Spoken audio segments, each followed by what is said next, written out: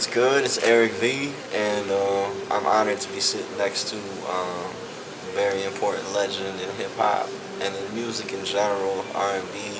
I'm sitting next to Chubb. What's And going on? What's going on? who were like some of your influences, basically? When you were coming up. Hip hop wise? Yeah, music wise in general. Oh well, music wise, because of the family heritage, obviously is like Bob Marley and Gregory Isaacs and Rita Marley and Dennis Brown. These are more reggae artists, because that's what my mom and my father played. But my mother was also into Marvin Gaye. She loved Smokey Robinson, loved Stevie Wonder, you know, um, Barry White and stuff like that.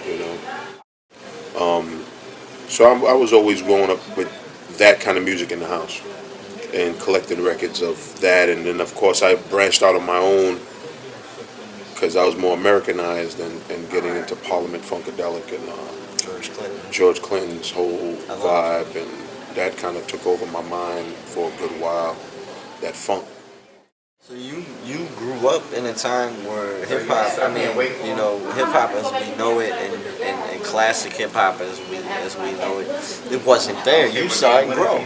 Yeah, when that beginning stuff came, even with Sequence and those kinds of groups on Sugar Hill Records, I was still in sixth grade. My sixth grade prom, that's what we played, Rapper's Delight. We played it for the whole. We had a 2-hour prom, and we played it for the whole 2 hours because the record was 9 minutes long. So we just kept playing the record. That and Super Rap. One of my close friends, Dave Witt, brought the records into school. He's the one who got me into hip hop because he was just so involved, and I just didn't understand how he knew so much about it. I was like, man, how did you find out about this stuff, man? And we're in sixth grade, and watching the evolution and how the records got better, better, better, better. Incredible journey, man. When was it and what role did your first cousin, Howie T? Yeah. This is the guy that put you on? Yeah. Like, not to the knowledge of the awareness of hip hop, obviously, you found that. Under his tutelage is how we came out. Howie was a neighborhood superstar. He was one of the best and biggest DJs in New York. He had his own sound system called Count Disco, and he had rappers called the Short Shot 4. And we would go to block parties to see him basically perform and be like blown away. Me, my brother Rob, my brother Doug, Ez, my brother Jamie. We would just go and just be like this. You just watch and learn, and then he made a record. Then he made a record called Get Tough. Became a big hit on Prelude Records, and it was CD3 was the name of the group. So instead of Count Disco, he just called it CD3. It was Count Disco basically, and 3 of them, and it was him, Dash, and Carlos, and we were just so. See, back then it wasn't like now how people make records and it's not really a big deal to them that they make a record. Back then, making a record was a big deal. Superstars made records, and here it is, these young guys from Brooklyn are making records, and we just thought that was like the coolest thing in the world.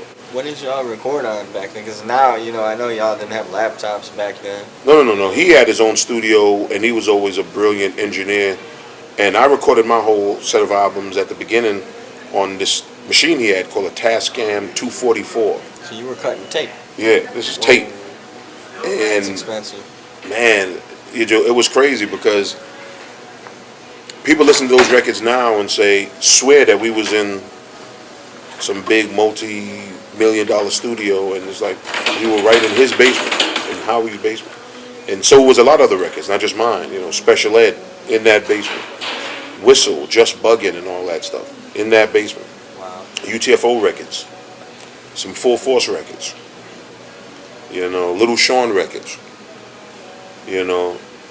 Little Vicious, some Dougie Fresh records, a lot in that basement. A lot in that basement, man. So it was.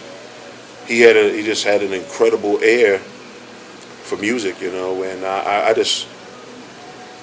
it was more than just trying to get into hip hop, but to have a person like him be the teacher was a big part of it.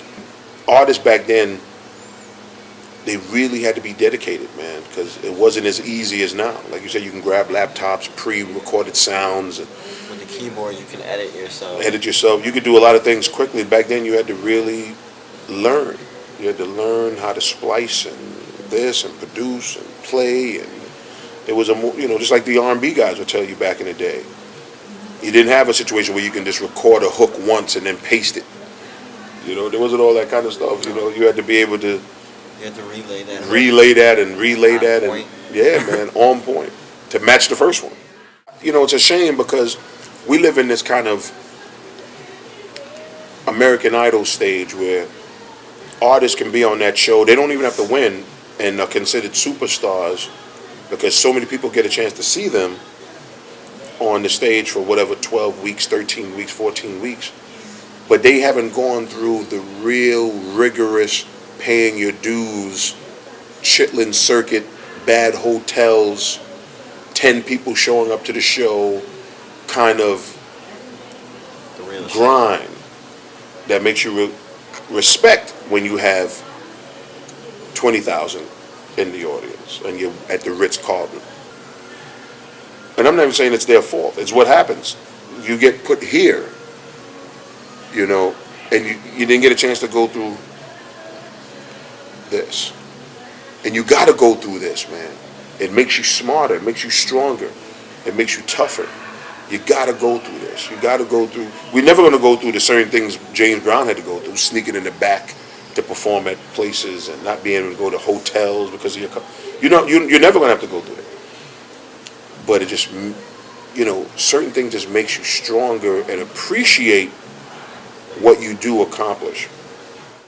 A lot of these artists now, they beef with each other and they diss each other because they don't really respect each other because they don't respect themselves. But guys like us, when we know, if you ever see us all together, me, EPMD, Positive K, Special Ed, Dana Dane, Kwame, Moni Love, Nice and Smooth, you see any of us together, we always have love for each other because we all been through the same stuff. Same kinds of labels, same kind of contracts, same kind of hotels, same kind of promoters, same kind of everything. A lot of rappers today sound the same. You know what I mean? Like if someone came out, biting your style, you'd be like, yo, man, this guy sounds like Chubb Rock. He's trying to sound, you know what I'm saying? And I think we all had like a certain way of making records, man. EPMD records, you knew that those were EPMD records. Eric Sermon's flow. Eric Sermon's production. When you hear Bismarck records, Bismarck records. MC Light records, and you definitely know Public Enemy records. Because everybody was trying to make that other group proud. To say, like I used to buy music too, and say, oh wow, let me listen to this Public Enemy record, and then you hope that somebody's gonna buy your record and critique it like that. So in '88, that's when you dropped the self-titled. The self-titled actually dropped in '86. '88 dropped And the Winner Is album. '90 was the Treat 'Em Right album, which was called The One. Then it was That was the one with the 3 singles that went number 1 right. on the Billboard. Yeah. It was we were the first one to do that. Treat 'Em Right. Treat 'Em, Just two of us, and then Chubster. And then so all three went number 1. You were on top of the rap game, that was like. But nobody cared about that kind of stuff No. back then, because we got nominated to this point now, nominated for 5 Grammys, and we lost every one of them. You know what I'm saying? So it was crazy because we was nominated 6 times. Sorry, we lost to Arrested Development, lost to Cool J twice, lost to Will twice. Hold on. Arrested Development, Cool J twice, Will Smith twice. That's 5, and we lost to Hammer. So we lost 6 times. But it was always cool to be nominated, though. But I thought we was putting out good music, and but we didn't really care about awards, really, man. we was just caring about music and having a good time, you know. How influential was payola at that time? On radio, or you talking Yeah. about? Oh, you mean like radio stuff? Yeah. I mean, it might have been strong, but not as strong. I think they let DJs play what they liked back then. They weren't. They don't do that now. No, it's all money driven. Yeah, you know,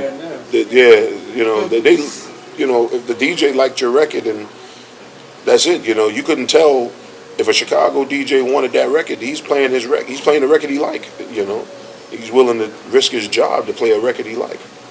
You know, now it's not really like that, Now unfortunately. they'll risk their job to get paid to play a record. Right, to play records, man. And there's so many young guys and girls that got a lot of talent that never probably won't get their real shot. Stuck on the mixtape level or even below that, because they don't have a deal or whatever. They don't think they fit the marketing of a record deal. To me, it's stupid. You know, with great music too, great music. Back then, they didn't care about what you looked like, how tall you was, how this, how that, this. They just cared, do you have a dope record?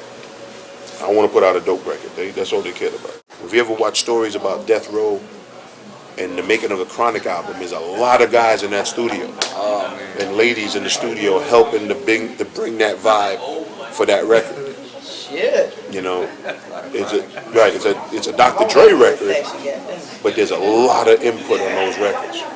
And I think that's just a great thing, you know, when everybody's putting their input on those records. You know what I'm saying? So I'm just glad, man. And then it's always good to sit down and do interviews with young guys like yourself that like that. I'm trying like to keep that it era. alive, man. I'm an MC as well. You know, I'm working on my projects. And, you know, yeah, I got stuff in the club, man, but, you know, and I try to have a variety of flavor, a variety of things. I try not to be one-dimensional, and I try not to be like anybody, man. I try to, instead of, you know, I try to, you know, look both ways, basically, man. I try to look inside, you know, as well as watching everybody else, you know, because I think it's too much of that, man. It's too much of watching everybody else. Me and Wordsmith got together to do like a new school meets old school kind of record, which was great. And Wordsmith, one of the top guys on the underground scene, who should be a star, and he is a star. It's my boy from Baltimore. Then we got the alumni record, which is Special Ed, Moni Love, Kwame, Dana, myself. And we're going on tour, and then you're going to see a record, a lot of different things. So we have a lot of things in the works, you know.